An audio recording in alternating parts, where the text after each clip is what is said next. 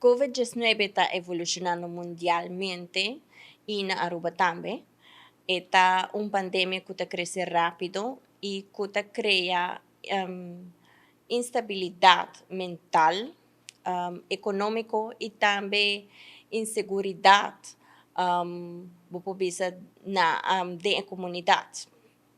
Y pensé a imitar para aquí para así dar algún tips de temporada de crisis como para comunicar durante una temporada que te trece incertidumbre. Promete de aspecto de comunicación que é essencial para ter comunicação interno.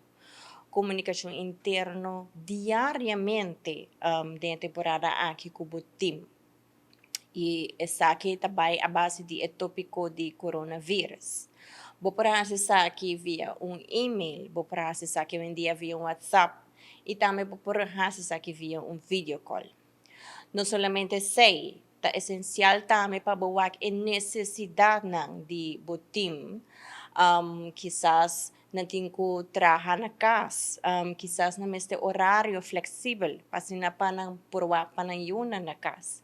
Que man botim que criar um sistema que está combinando ambos na temporada aqui. Hoje em dia vou por aí informação tour caminho, onde que vou click riba vou por aí informação.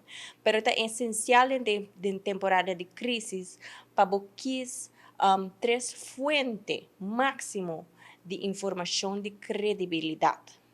E para que essa aqui tá para criar menos angústia durante uma temporada de crise, eigenlijk sem base. Lo cual nós está implementando na Coiman tá que primeiramente se não é necessário para no Bing Store por email Coiman ou llama Coiman, nós está mandando um quotation grátis para via email e nós está chamando enquanto quotation.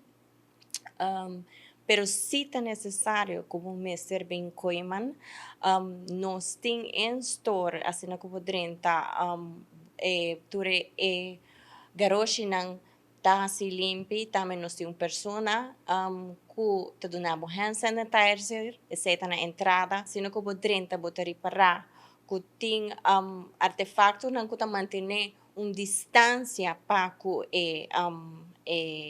infobali orbodrenta e também verfbali e não somente sei nós temos sticker nang poni a bow que bisa stand here